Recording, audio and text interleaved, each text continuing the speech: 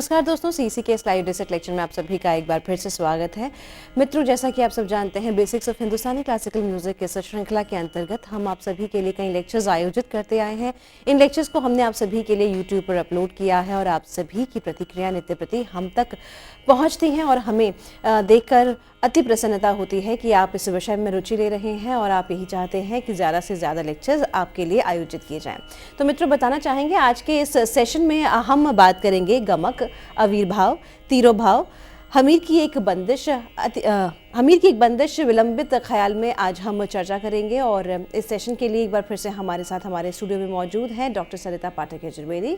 Doctor सरिता पाठक Yajurvedi Bharti college के संगीत विभाग में एचओडी हैं। आपका संबंध रामपुर सदारंग परंपरा से है। आपने तालीम ली है पंडित शंकरनाथ पाटिल जी से और विदुषी श्रीमती सुलोचना बृहस्पति जी से। आप सभी से साझा करना चाहेंगे कि ये सीसी के लाइव रिसर्च लेक्चर्स के माध्यम से आप तक पहुंचती हैं और आपको संगीत के विभिन्न गुणों से अवगत कराती हैं। इन्होंने कई आलेख और कई किताबें लिखी हैं और बताना चाहेंगे कि अपने छात्र छात्राओं के बीच संगीत को, खासतौर पर भारतीय शास्त्रीय संगीत को लोकप्रिय बनाने के लिए कार्य कर रही हैं। बताना चाहेंगे कि आज तबले पर इनके साथ हैं लाल बाबू राय जी, जो पंडित मिथिलेश जी के शिष्य हैं, और तानपुरे पर इनके साथ हैं गगनजीत कौर जी, जो गुरुमत संगीत और भारतीय शास्त्रीय संगीत की ज्ञाता हैं। तो आइए तहे दिल से स्वागत करते हैं डॉक्टर सरिता पाठक यजुर्वेदी जी का, लाल बाबू राय जी और गगनजीत कौर जी का। आप सभी का स्वागत है।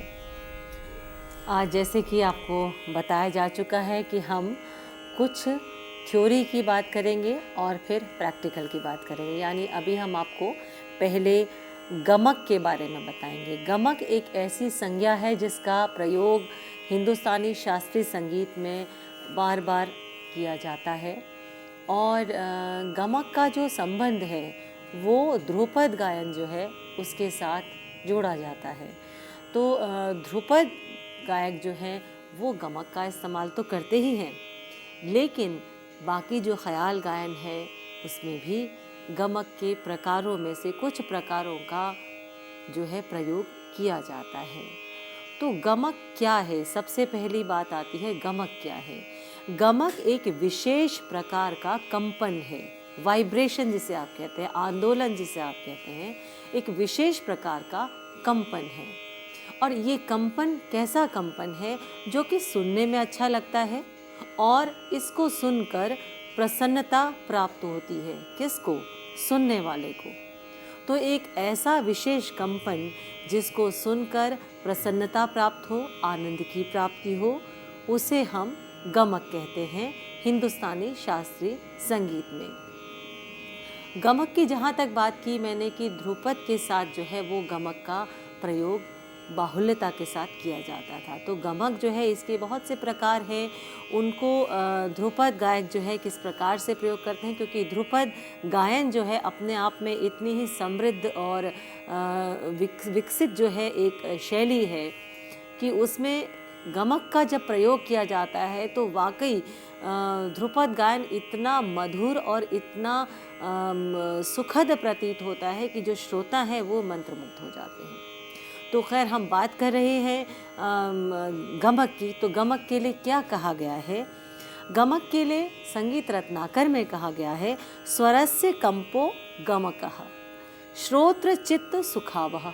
तो जैसे कि मैंने आपको बताया कि स्वरस्य कंपो गमकः, स्वर का जो विशेष कंपन है वो गमक है। और श्रोत्र चित्त सुखावह, यानी जिसको सुनने के बाद श्रोताओं के चित्त को यानी मन को जो है सुख की प्राप्ति होती है, वो क्या है? गमक है। तो जैसे आपको अब तक समझ में आएगा कि ये गायन की एक विशेष क्रिया है जिसको कि हम गमक कहते हैं। तो एक विशेष क्रिया जो है वो जब गायन में प्रयोग की जाती है तो उसको गमक के नाम से जाना जाता है। अब ये क्रियाएं किस किस तरह की क्रियाएं हो सकती हैं, यानी अलग अलग तरह की क्रियाएं हैं। कैसे? जैसे कि उदाहरण के तौर पे किसी एक स्वर में शीघ्रता से कंपन करना, यानी जैसे हम कहते हैं सा पा, तो आपने देखा आवाज़ में एक तरह का कंपन है। तो इस प्रकार का ये भी एक प्रकार का कंपन है, इसे हम वाइब्रेशन कहते हैं। तो ये अलग एक एक तरह का तरीका है जिसमें कि स्वर में आवाज़ में कंपन पैदा किया जा सकता है। अगला हम देखते हैं एक स्वर पर जाने के लिए उसके ऊपर या नीचे के स्वरों को खींचते हुए जाना। नी पा ओ नी सा। तो देखिए आवाज़ को खींचते हुए एक ऊपर के स्वरों पे या नीचे के स्वरों को लेते हुए किसी स्वर पर आना, खींचते हुए उसको ले जाना, ये भी एक तरह का कंपन है, एक तरह का की क्रिया है ये कंपन की। और एक स्वर से दूसरे स्वर पर एक बार में ही जाना। निसा ओ, ये भी एक तरह का कंपन है।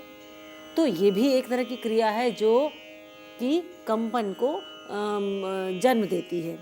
अब एक स्वर से दूसरे स्वर पर ध्वनि को खंडित न करते हुए जाना। खंडित मतलब उसको तोड़ना, उसको अलग करना। तो जब हम एक स्वर से दूसरे स्वर पर जाते हैं तो वहाँ पर आवाज़ को नहीं तोड़ना, वो खंडित नहीं करना, सीधे उसको लेते हुए जाना। जैसे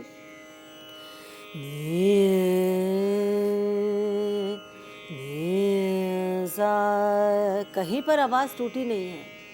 हो, यानी उसी तरह से उसको घसीटते हुए उसको लेकर जाना। तो ये जो क्रियाएं हैं, ये जो तरीका है, ये आवाज़ में अलग अलग तरह के कंपन को जो है प्रोड्यूस करता है, उसको जन्म देता है। और इन्हीं कंपनों से जो है परिणाम क्या मिलता है, अलग अलग तरह की गमक जो है उनका जन्म होता है। तो ये तो बात थी परिभाषा की।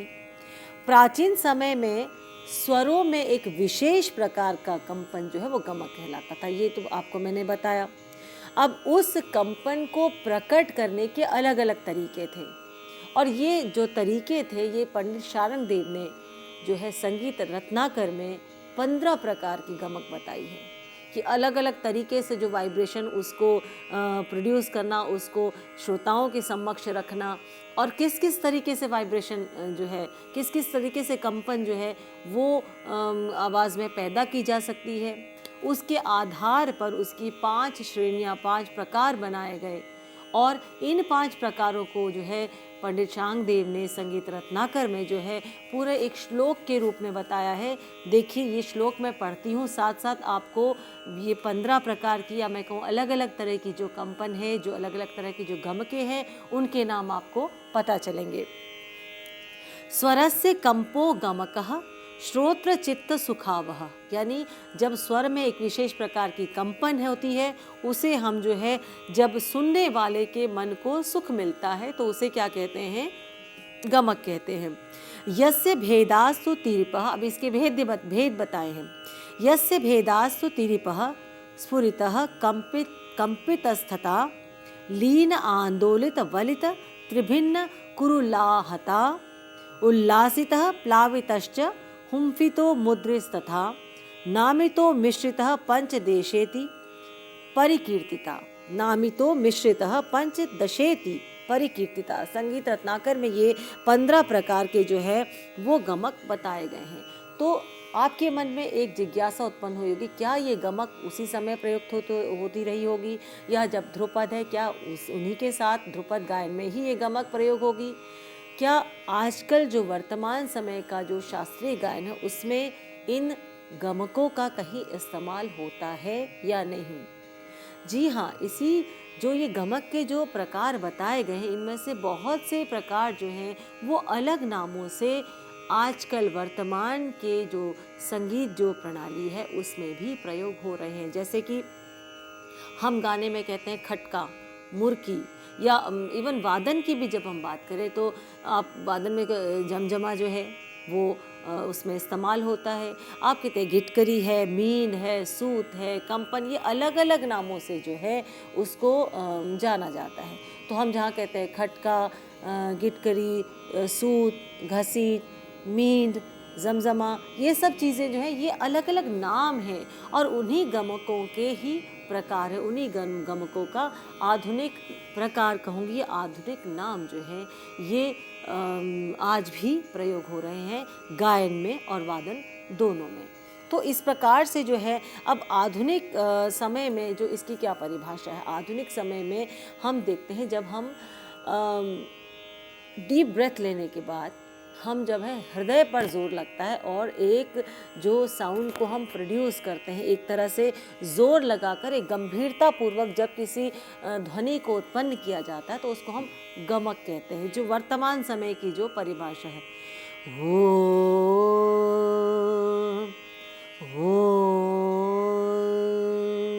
तो मैंने सांस भरी और मेरे ऐसा प्रतीत हो कि जैसे हृदय पर जोर लग रहा है और एक गंभीर सी ध्वनि जो है वो बाहर आई।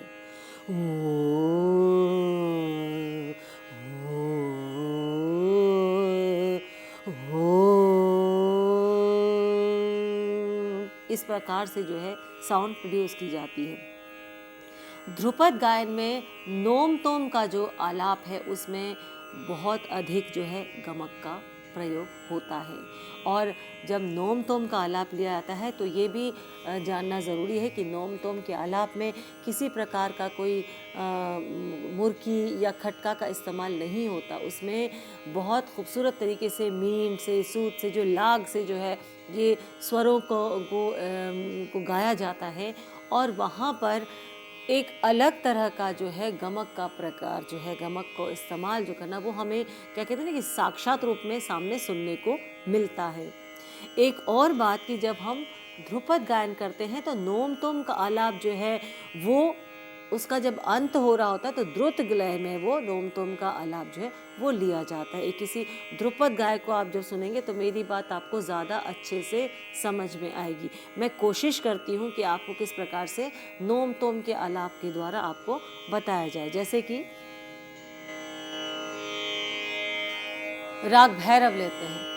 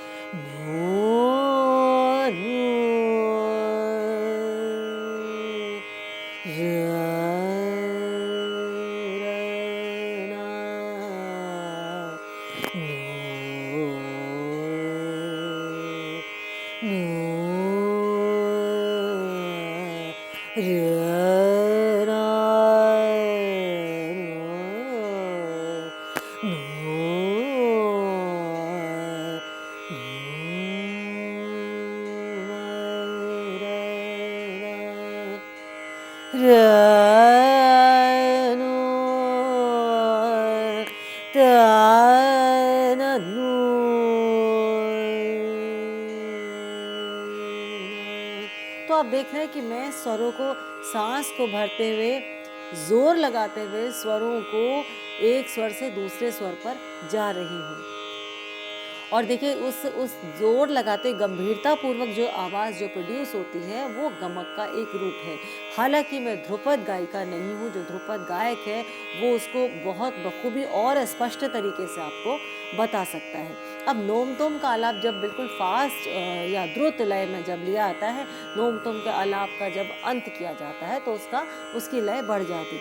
र ना ना ना नो मा रा ना ना तो द र ना नो र ना नो र ना नो र ना नो मा रा रा ना नो मा रा रा ना नो रा ना रा ना ना नो रा ना नो रा ना रा ना नो ता ना नो रा ना ना नो मा रा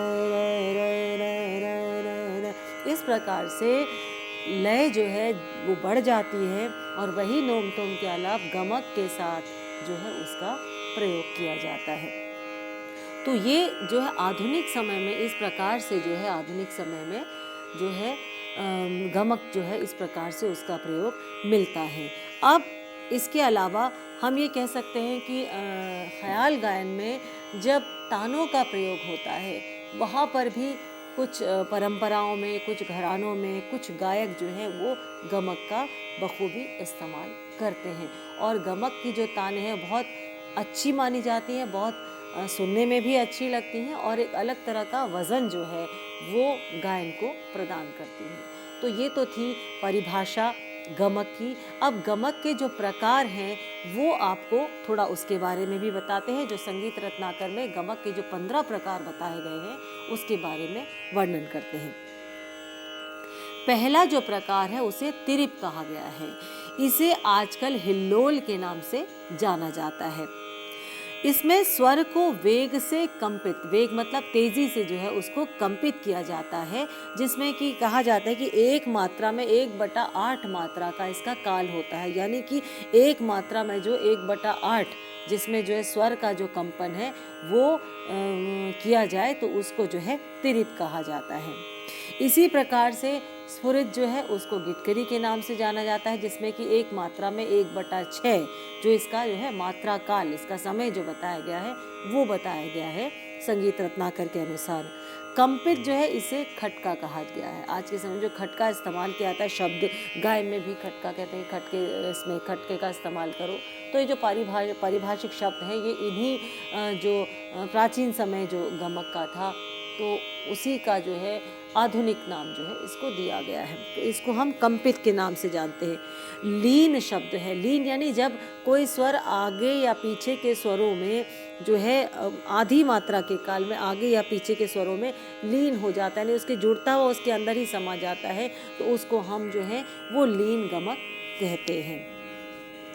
इसके अतिरिक्त जो है आंदोलन यानी एक मात्रा में जो कंपन जो है प्रोड्यूस की जाती है उसको आंदोलन के नाम से जानते हैं। बलि, बलि जो आजकल मींड की जो बात कर मारे, यहाँ पे जो मींड का इस्तेमाल किया गया है वो उसको हम प्राचीन जो संगीत रत्नाकर में बलि के नाम से उसको बताया गया है।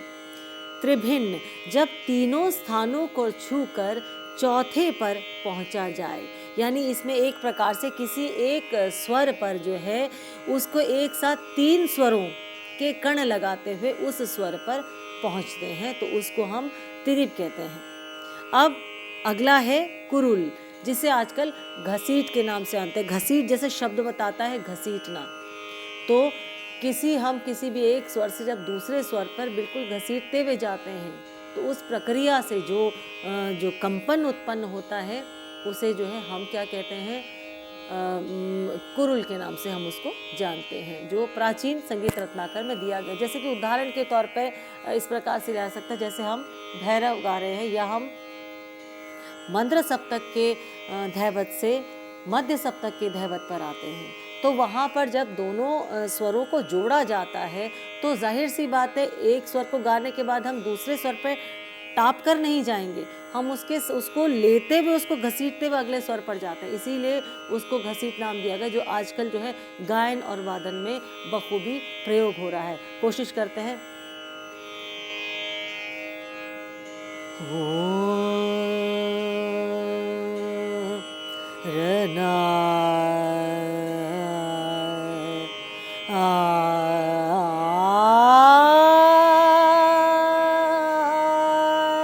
तो मंद्र धैवत से मैंने मध्य सप्तक के कोमल धैवत पर मंद्र कोमल धैवत से मैं घसीटती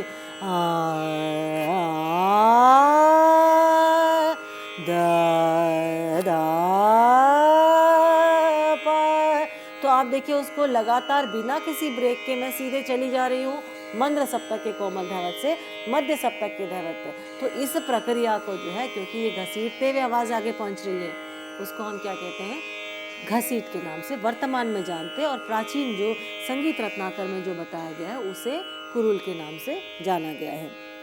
आहत, संचार करते समय जब किसी स्वर से अगले स्वर को छूकर मूल स्वर पर आना, यानी यदि हम षडज को लेते हैं तो षडज का अगला स्वर क्या है? ऋषभ है। ऋषभ को छूते हुए पुनः सा पर आना, सा रे सा सा आ ओ, सा से हम ऋषभ पर गए, फिर सा पर आ गए, तो ये जो है इसे आहत कहते हैं। उल्लासित, जब स्वर एक क्रम से शीघ्रता से आरोह क्रम में गाया या बजाया जाए, जैसे सा ग म प द नि सा, ये स्वर है सा ग म प द नि सा, ग म प द नि सा, ये जो एक क्रम में जा रहे हैं सारे स्वर, तो इससे जो कंपन जो उत्पन्न होती है उसको हम क्या कहते हैं? उल्लासित। अब अगला है प्लावित, जब स्वर को 3/4 मात्रा के काल में आंदोलित किया जाता है तो उसको जो है प्लावित कहते हैं। कुछ इस प्रकार की गमक प्रकार है जो मैं, क्योंकि ध्रुपद गायिका नहीं हूँ, इसलिए मैं आपको प्रैक्टिकली उसको उतने स्पष्ट रूप से नहीं बता पाऊंगी। और कुछ ऐसे गमकों के प्रकार हैं जो कि वर्तमान समय में उनका प्रयोग नहीं होता, तो इसीलिए उनके बारे में विस्तार से आपको बताना जो है वो इस समय संभव नहीं है। इसके बाद आता है हुम्फित, जब हृदय में हुंकार की ध्वनि उत्पन्न की जाए, उससे जो ध्वनि उत्पन्न होती है वो जो गमक है उसे हुम्फित कहा जाता है। हुम हुम, तो हुम जो है इस प्रकार से जो है ध्वनि उच्चारण करते हुए ध्वनि का जो उत्पन्न होना, उसे जो है हम हुम्फित कहते हैं। मुद्रित, जब मुंह को बंद करके जो है गमक कंपन पैदा की जाती है उसे हम क्या कहते हैं? मुद्रित। यानी मुंह को खोलकर साउंड नहीं प्रोड्यूस होनी, आपने सांस ली और मुंह को बंद करके ही आप कंपन को प्रोड्यूस कर रहे हैं, उसको क्या कहते हैं? मुद्रित। अगला है नमित। नमित का अर्थ है जब स्वर मींड की भांति चलकर अपने स्थान से नीचे हो जाए, उसका उल्टा जो होगा वो क्या होता है कि जब अपने स्थान से जो है वो ऊंचा हो जाए, जिसे कि निवृत्ति गमक कहते हैं। तो ये तो नमित गमक की परिभाषा थी। अब इसके बाद अंत में जो गमक है वो है मिश्रित। मिश्रित जैसे कि स्वयं शब्द ही आपको बता रहा है कि जब 2 या 3 गमकों का प्रयोग एक साथ किया जाता है उसे कहते हैं मिश्रित गमक। तो ये जो गमक के बारे में आपको जो विस्तृत जानकारी मैंने दी, उससे आपको ये स्पष्ट हो गया होगा कि गमक क्या है, वो किस प्रकार की विशेष कंपन को गमक कहते हैं, और गमक की जो है उसकी परिभाषा पंडित शांगदेव ने संगीत रत्नाकर में जो दी है उसमें 15 प्रकार की गमकें कौन कौन सी हैं। और इन गमकों को जब मैं विस्तार से आपको बता रही हूँ तो उसमें आपको ये भी समझ में आएगा कि कौन कौन सी गमक किस नाम से आज भी जो है वो गायन और वादन में उसका प्रयोग होता है। तो ये तो थी गमक की बात। अब हम आते हैं दूसरी परिभाषा जिसे कहते हैं आविर्भाव और तिरोभाव। तो जब कभी भी गायक या वादक जो है जब अपने परफॉर्मेंस दे रहा होता है, जब गा रहा होता है या बजा रहा होता है, किसी विशेष राग को गाते बजाते समय उसके स्वरों का या उसके स्वरूप को जब प्रस्तुत किया जा रहा है, तो उसमें उस राग को गाते बजाते वक्त जब हम राग से हटकर किसी और राग में चले जाते हैं तो उसको हम क्या कहते हैं? तिरोभाव। और जब पुनः जो राग गाया बजाया जा रहा हो उस राग के स्वरों को लेते हुए जिस राग में चले गए हैं उसके प्रभाव को नष्ट करके पुनः जिस राग को गाया जा रहा है उस पर वापस आते हैं तो हम उसको कहते हैं आविर्भाव। तो मैं इसको एक बड़े सरल उसमें कहती हूँ, तिरोभाव यानी तैर कर कहीं चले जाना और आविर्भाव मतलब आ जाना। तो इस तरह से तिरोभाव और आविर्भाव की ये परिभाषा है। जब कभी गायक और वादक किसी एक राग को गाते हुए अचानक किसी और राग की छाया को दर्शाते हैं और फिर पुनः जो गाया जाने वाला राग है उसी के स्वरों को गाकर यानी उसी के स्वरों की सहायता से जिस और राग की ओर चले गए हैं उस राग के प्रभाव को नष्ट करते हुए पुनः गाए जाने वाले राग पर वापस आते हैं, तो उसको हम क्या कहते हैं? आविर्भाव। तिरोभाव यानी किसी और राग की ओर चले जाना, आविर्भाव मतलब वापस आ जाना। इसलिए ये आविर्भाव और कहने को आविर्भाव और तिरोभाव कहते हैं, लेकिन वास्तव में प्रयोग में तो ऐसे ही होगा कि तिरोभाव यानी कहीं चले जाना और आविर्भाव यानी वापस आ जाना। तो ये जो एक परिभाषा है इन दोनों शब्दों की, ये एक साथ लिया आता है कि तिरोभाव, आविर्भाव और तिरोभाव यानी कहीं चले जाना और वापस आ जाना। तो इस प्रकार से इसको बताया गया है। तो ये तो आपको समझ में आ गया होगा कि कुशल गायक जो हैं वो इसको बखूबी प्रयोग करते हैं। और विद्यार्थियों के लिए मैं ये नहीं कहूँगी कि आप शुरू में ही जो है तिरोभाव और आविर्भाव का प्रयोग करना शुरू कर दें। ये सिर्फ समझ की बात होती है और कुछ समय के बाद जब प्रवीणता अपने रागों में सीख लिया बहुत कुछ वर्षों तक, उसके जब आप परफॉर्म करते हैं तो तब जो है ये स्टेप तब का है, ये अभी का शुरू का स्टेप नहीं है। शुरू में तो है आप रागों को जानिए, उनका अभ्यास करिए, उनके अंदर उनकी मास्टरी करिए उस पर, और उसके बाद जब परफॉर्मेंस की बात आती, कुछ वर्षों सीखने के बाद जब थोड़ा आपको कमांड आने लगता है, तब आप ये आविर्भाव और तिरोभाव कर सकते हैं। क्योंकि नहीं तो आप एक बार गए तो आप भटक जाएंगे। आप पुनः उस राग में आने के बजाय आप जिस राग में चले गए उसी राग में रह जाएंगे। तो इसीलिए शुरू में इसका प्रयोग नहीं करना चाहिए। अब मैं एक और बात आपको बताती हूँ कि तिरोभाव जो है वो दो प्रकार के होते हैं। एक तो तिरोभाव है जो कि सम प्राकृतिक राग जो है, यानी जो मिलते जुलते राग हैं उस राग में चले जाना और फिर पुनः उस राग में जो गाया जा रहा उस राग में वापस आना। एक तो ये प्रकार है। एक है कि जो राग में ही प्रयोग होने वाले जो स्वर हैं उन स्वरों में कुछ चेंजेस हो जाते हैं या उनमें उनका जो प्रयोग इस प्रकार से किया जाए कि एक समय जो सुनने वाले को जो है भ्रम हो जाता है कि वाकई ये जो गाए जाने वाला राग वो है या कोई और राग है। तो ये भी एक पुनः जो गाए जाने वाला राग है उसके स्वरों को लिया जाता है, तो वो ऐसा प्रतीत होता है कि हाँ भाई हम इस राग को गा रहे हैं। तो तिरोभाव के भी दो प्रकार हैं। जैसे सम प्राकृतिक राग में एक उदाहरण मैं आपको देती हूँ, राग बिहाग का। ना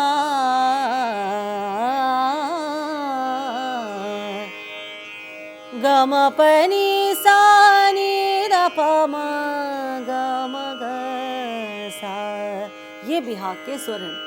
नी सा ग म प नी द प ग म प नी सा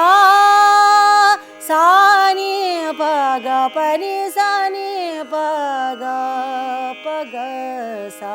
यदि मैं इसमें ये स्वर लगा दूं तो बिहाग से एकदम शंकर, आपको कंफ्यूजन होगा कि ये बिहाग तो नहीं शंकरा है।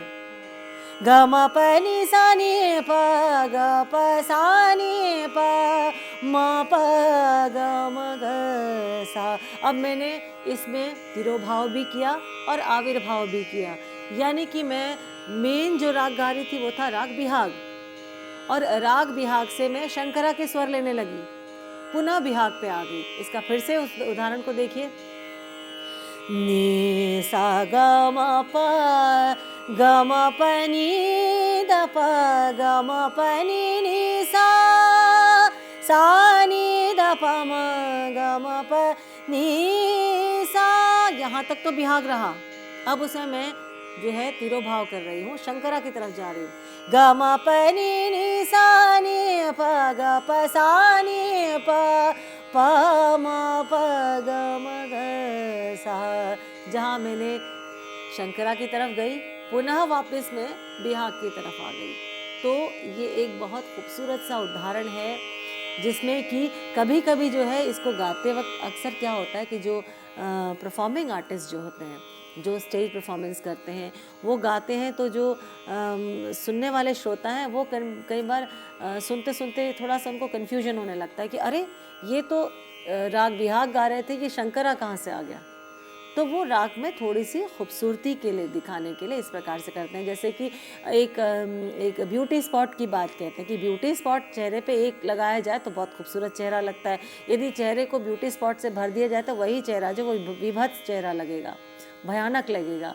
तो इस प्रकार से एक ब्यूटी स्पॉट की तरह ही जो है आविर्भाव या तिरोभाव जो है उसको दिखाना चाहिए। अब एक और जहाँ स्वरों की बात, ये तो था पहला प्रकार के संप्राकृतिक राग, लेकिन स्वरों के हिसाब से देखा जाए तो भोपाली गाते समय सा रे ग प द सा द प ग रे ग रे सा द सा, हम ये गा रहे हैं सा रे ग प द प ग प द सा द प ग प द प। मैंने धैवत का इतना प्रयोग किया, ज़्यादातर मैं जो है धैवत और षडज जो है मध्य सप्तकी उस पर जोर दे, तो धैवत का इस प्रकार से प्रयोग भोपाली में नहीं होता। इस प्रकार का प्रयोग जो है वो देशकार में होता है। या सा ध रे द प द प सा रे प ग। तो ऐसे करने पर शुद्ध कल्याण की छाया आ जाती है। यानी कि मैंने स्वरों, जहाँ मैंने ऋषभ और धैवत को ज़्यादा जोर दिया तो राग बदल गया, और हमें भ्रम होता है कि ये भोपाली के स्वर तो हैं, लेकिन स्वरों को किस प्रकार से इस्तेमाल किया जा रहा है वो तो शुद्ध कल्याण लगता है, या आगे हम कहें उसको देशकार लगता है। तो इस प्रकार से भी जो है तिरोभाव और आविर्भाव किया जा सकता है। पुनः जो है हम जो भोपाली के जो स्वर हैं, गांधार और धैवत को जो प्रबलता दी गई है उस पर हम आते हैं तो राग भोपाली स्पष्ट हो जाता है। तो ये थी परिभाषा तिरोभाव और आविर्भाव की। मैं ये उम्मीद करती हूँ कि आपको उदाहरणों के तौर पर, जिस प्रकार से मैंने आपको उदाहरणों से बताया, आपको ये परिभाषाएं स्पष्ट हो गई होंगी।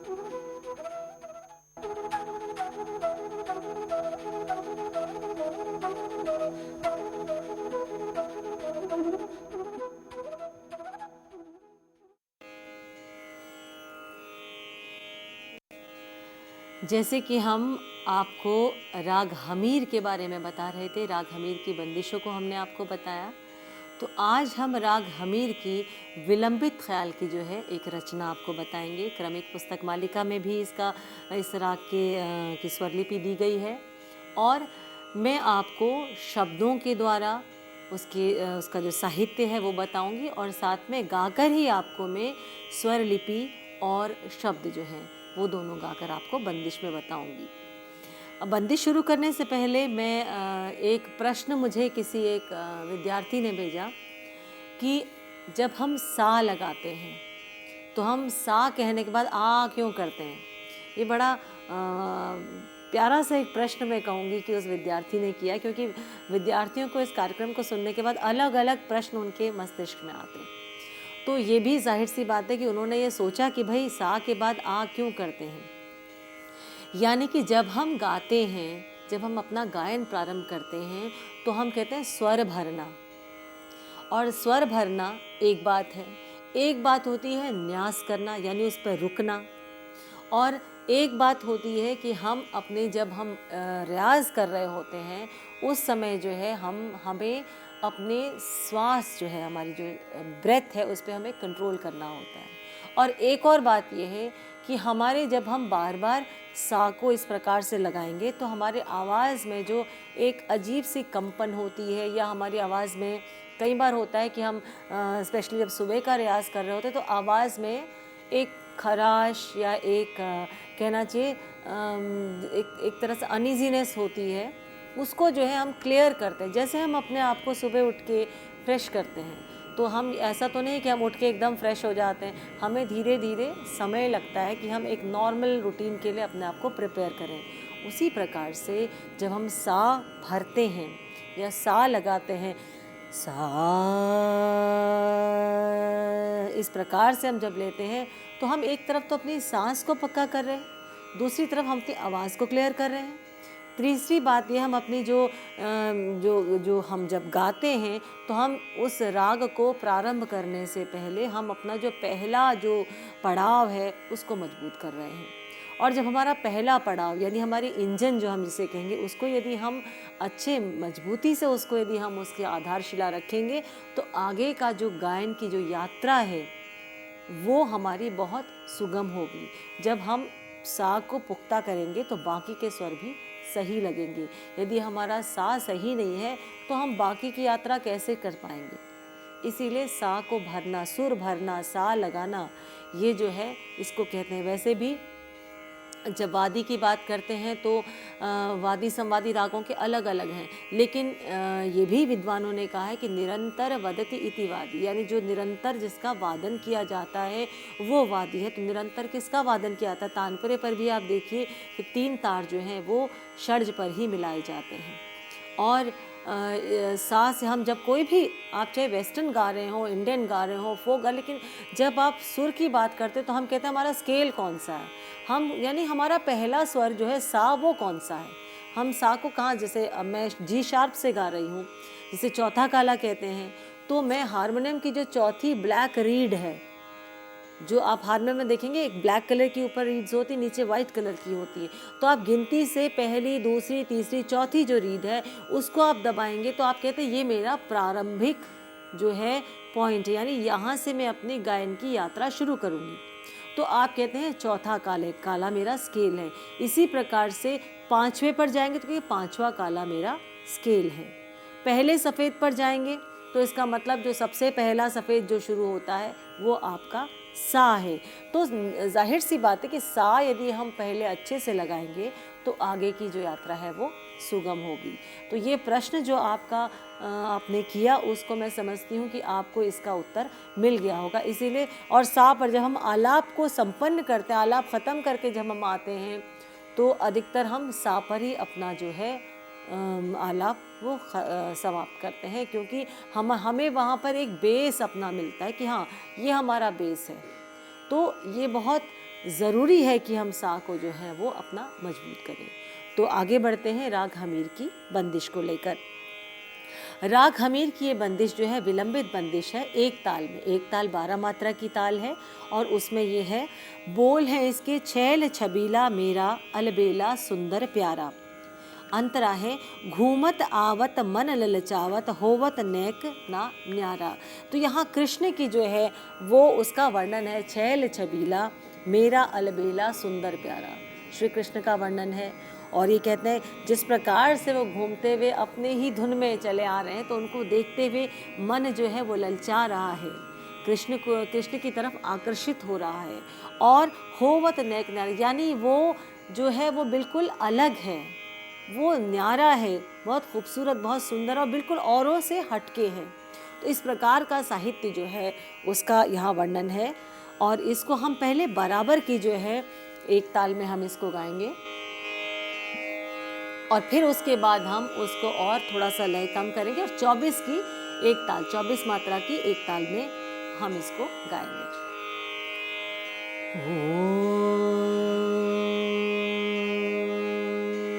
अब जो बात मैंने कही थी सा भरने की, उसका उदाहरण मैं आपको देख रही हूँ।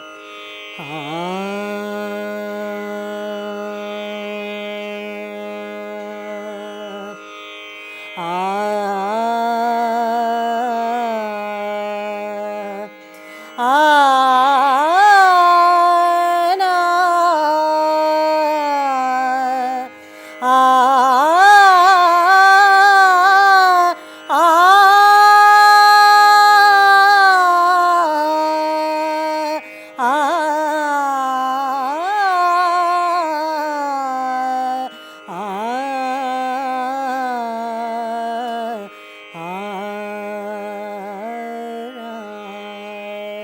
देखिए पूरी आरोह अवरोह की यात्रा करके मैं पुनः सा पर आ गई हूँ, क्योंकि अपने बेस को मुझे स्ट्रॉन्ग रखना है। छेल छबीला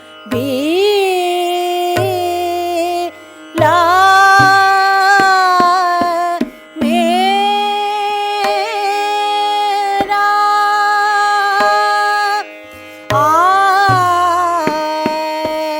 आला बेला सुंदरा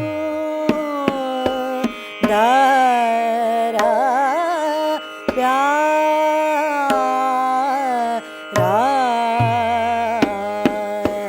छेल छबीला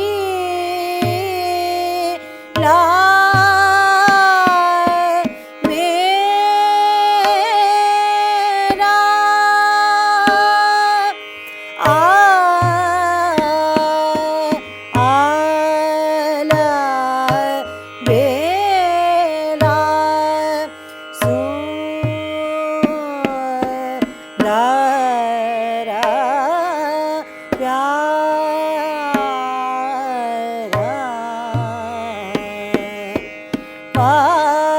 पगम धा नीर सा सा सा नीद प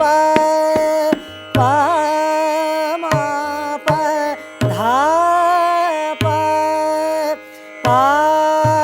प ग म रे रे ग म द प ग म रे सा प ग म द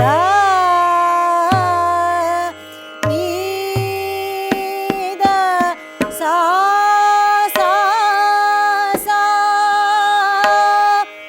नी द प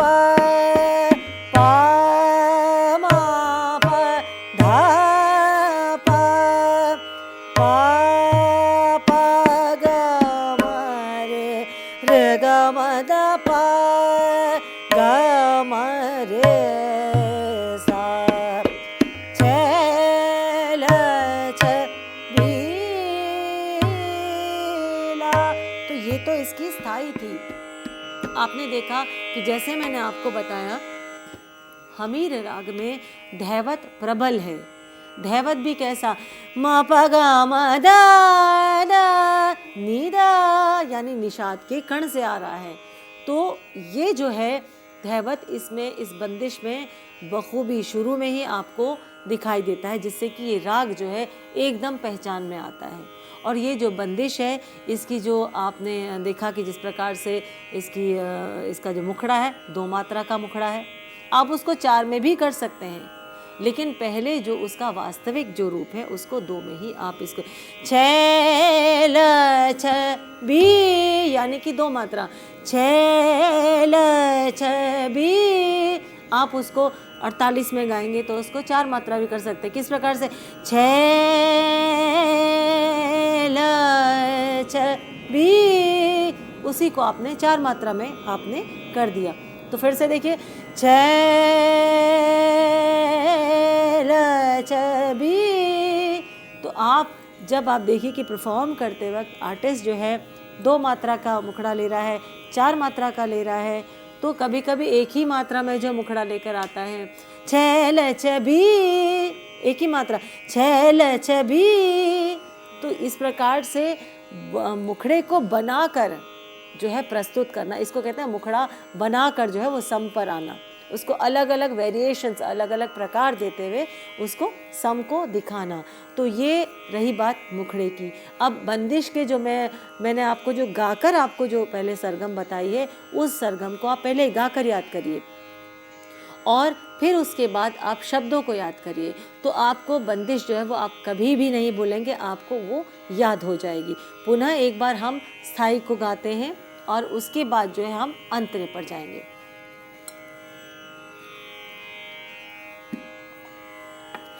छेल छबीला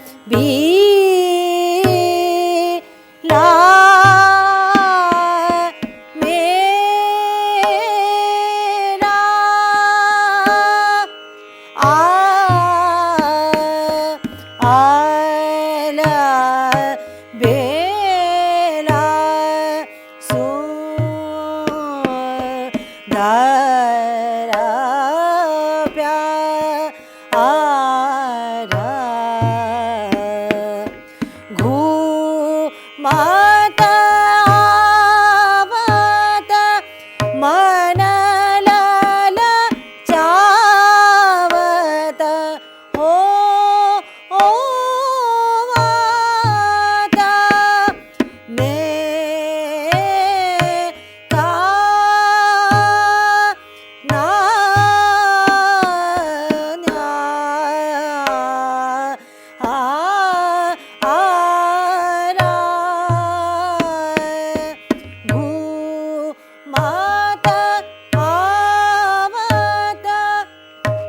अंतरे में जो है कोमल निषाद का भी प्रयोग किया गया है। तो इस प्रकार से कुछ कुछ कलाकार जो है कुछ कुछ परंपराओं में दनी पा इस प्रकार से भी कोमल निषाद का प्रयोग होता है। तो अंतरे का इसमें उदाहरण के तौर पे दिया गया है। कुछ कुछ बंदिशों में और भी बंदिशों में, चाहे वो छोटे ख्याल की बंदिश हो या विलंबित ख्याल की हो या ध्रुपद हो, इन सभी में जो है कोमल निषाद का भी प्रयोग किया गया है, जिसका कि उदाहरण क्रमिक पुस्तक मालिका में भी मिलता है। तो ये एक तरह से राग में उसको एक खूबसूरती प्रदान करने के लिए इसका प्रयोग किया जाता है।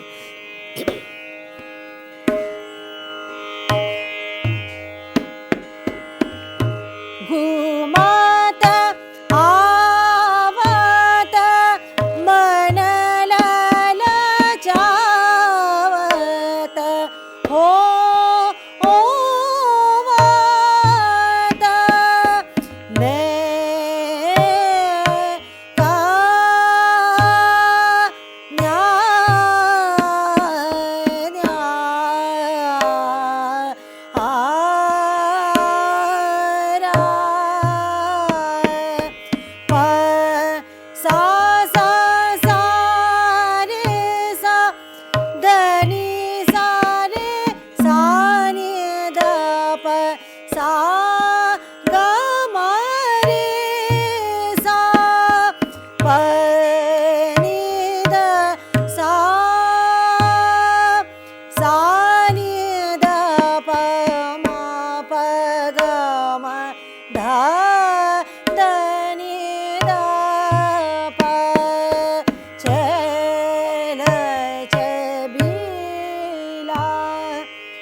तो था इसका स्थाई और अंतरा, जो कि हमने बराबर की मात्रा में जो है, यानी जो एक ताल जो बराबर की मात्रा में चलता है उसी में हमने इस बंदिश को गाया।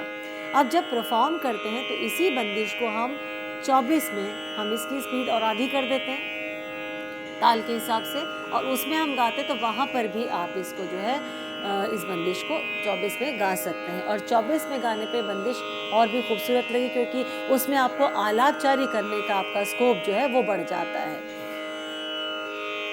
छेल छबीला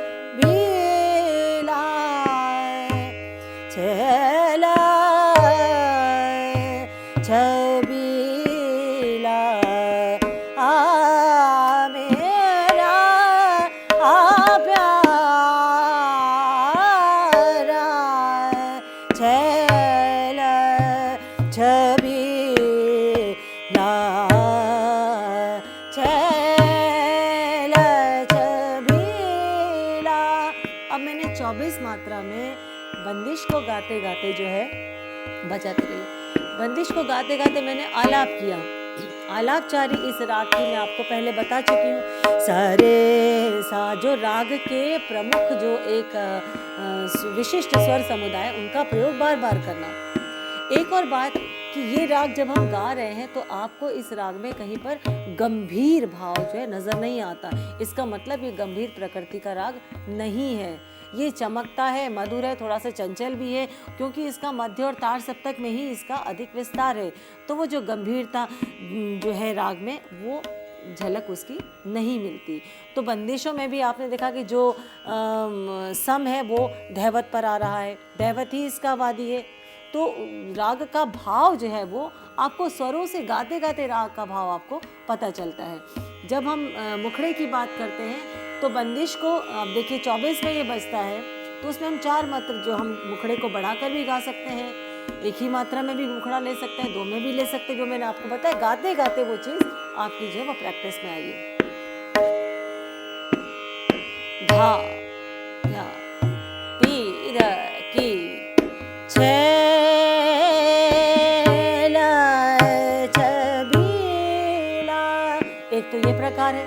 दूसरा ना ना तीर की तू की ना ना कत दिन की धा धागे तीर की दिन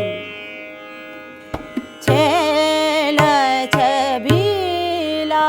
2 मात्रा मैंने मुखड़ा लिया, वहाँ पर मैंने इससे पहले 4 मात्रा में लिया। तो ये आपके मिजाज जो है उसके अनुसार आप उसको कर सकते हैं। तो इस प्रकार से वेरिएशन भी आपको मिलती है। अब इसकी जो आलापचारी मैंने आपको बताया, उस आलापचारी को कैसे इसमें प्रयोग करते हैं विशिष्ट स्वर समुदायों को। विशिष्ट स्वर समुदाय मैंने आपको बताए हैं, सा रे सा ग म रे सा म प ग म धा ध प ग म धा ध प, ये भी एक है, ग म धा ध प नी ध सा रे सा ध ध प, या कोमल निशा सा ध नी प म प ग म धा ध प ग म रे सा। ये इसके जो है विशिष्ट स्वर समुदाय है। अब जब हम इसको आलाप में प्रयोग करते हैं, आप अपने आलाप खुद भी बना सकते हैं। कैसे?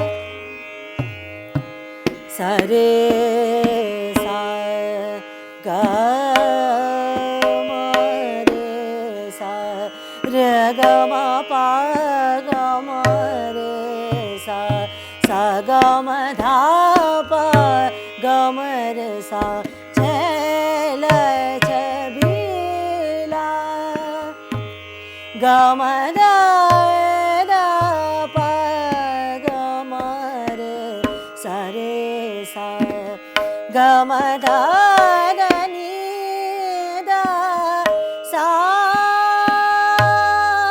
सा नी ध प म प ग म धा प ग म रे सा छेल छबीला। अब इसको चाहे तो आकार में करें, चाहे तो उसमें शब्दों का प्रयोग करें। जब शब्दों का प्रयोग कर रहे हैं तो कोशिश करिए कि जिसमें कि दीर्घ मात्राएं हो, आ ई ए, उस प्रकार के अक्षरों का प्रयोग वहाँ पर बढ़ाएं आलाप को। नहीं तो आपको जो शब्द का भाव है वो भी जो है स्पष्ट नहीं होगा। जैसे छेला आय छबीला, बड़ी की मात्रा है, ए की मात्रा है, तो वहाँ पर आपको आलापचारी सुगम होगी जब आप बोलालाप कर रहे हो। बोलों को लेके आप आलाप करें, वरना आकार में आप करते हैं तो उसमें कोई मुश्किल नहीं।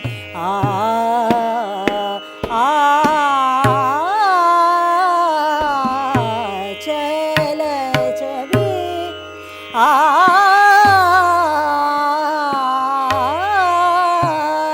यहाँ पर मुश्किल नहीं है। मुश्किल कब है? जब आप उसमें शब्दों को या बंदिश के बोलों को फिट करते हैं। वहाँ पर आप ऐसे जो है अक्षरों को लेंगे, छेला छेला, उतनी सुगमता नहीं होगी, ना सुनने वाले को ही उतना अच्छा लगेगा। तो कोशिश करिए दीर्घ मात्रा के जो अक्षर हैं उनको बढ़ा जाए। छल छबीला, छल छबीला, छल छबीला, अलबेला। अब देखिए यहाँ पे पंचम पर रुक रहे हैं, तो अलबेला का ला शब्द जो है, या अलबे बे भी बढ़ सकता, अलबेला,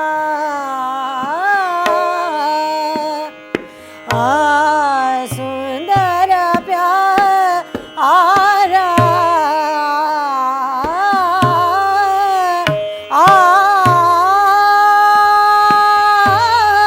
अब देखिए आकार में आ की मात्रा बढ़ रहे हैं, तो आलाप करने में कोई मुश्किल नहीं हो रही, सुगमता है।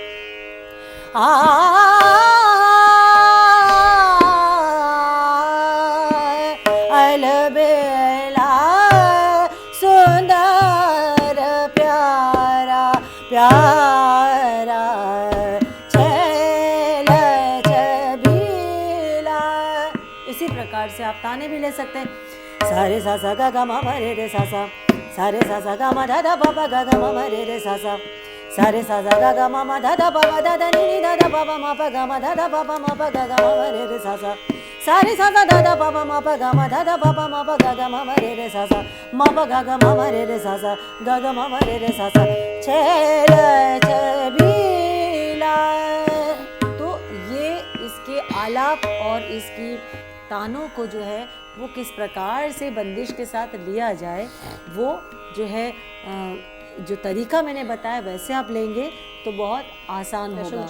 गला किसी भी प्रकार से चले, लेकिन यदि आप सा को भर के सुबह प्रातः काल यदि आप मंद्र का रियाज करेंगे, हालांकि मैंने आपसे कहा ये राग मध्य और तार का राग है, लेकिन आप अपने जब प्रैक्टिस कर रहे हैं तो एक और बात आपको बताएं कि आपका जो स्केल है, सपोज मेरा स्केल जी शार्प है, यदि मैं प्रातः काल इसकी प्रैक्टिस करूं तो मैं इसको आधा या एक मात्रा नीचे उतार दूं स्वर को, यानी मैं जी पर गा सकती हूँ या उससे भी आधी मात्रा नीचे उतर जाऊं, उसको सा मान के गाऊंगी तो गले पे जोर नहीं लगेगा। ऐसे रागों में जो राग मध्य और तार सप्तक के हैं, वो भी एक प्रकार है जिस प्रकार से आप रियाज कर सकते हैं, क्योंकि हमीर एक ऐसा राग है जिसका मंद्र में ज़्यादा इसका चलन नहीं है, मध्य और तार सप्तक का राग है। तो हम यदि सुबह के रियाज में ऊपर ही ऊपर हम गाते रहेंगे तो गला ख़राब होने का चांस है, गला आवाज़ को बैठने का चांस होता है। तो इसको हम इस तरह का चांस न लें तो ज़्यादा बेहतर है। आप आधे या एक स्वर को नीचे उतार दें और फिर आप अपना अभ्यास करें प्रातःकाल, और जिस समय आप नॉर्मल अपने उसमें रियाज करते हैं तो जो आपका स्केल है उससे आप रियाज कर सकते हैं। तो मैं समझती हूँ कि आपको ये बंदिश समझ में आई होगी, जो कि मैंने बराबर की 12 मात्रा एक ताल की और 24 मात्रा की एक ताल दोनों में बताया। आलापचारी और तान किस प्रकार करते हैं ये भी आपको स्पष्ट हो गया होगा। और इसी के साथ हम धन्यवाद देना चाहेंगे डॉक्टर सरिता पाठक यजुर्वेदी जी का। मित्रों, हम उम्मीद करते हैं कि हर बार की तरह आज के इस लेक्चर के माध्यम से भी आपने बहुत कुछ सीखा होगा और आपके ज्ञान में वृद्धि होती रहे। इसी के तहत हम यही कोशिश करते हैं कि आपके लिए निरंतर एडिसेट लेक्चर्स आयोजित करें, और संगीत विषय में आपके लिए जो लेक्चर्स आयोजित किए जा रहे हैं, हम चाहते हैं इन लेक्चर्स के लिए आप अपनी प्रतिक्रियाएं ज़रूर साझा करें। हमारी ईमेल आईडी है info.cc@nic.in। आप सभी से फिर मुलाकात होगी, और इसी के साथ मैं एक बार फिर से डॉक्टर सरिता पाठक यजुर्वेदी, गगनजीत कौर जी और लाल बाबू राय जी का धन्यवाद देना चाहूँगी। आप सभी का बहुत बहुत धन्यवाद।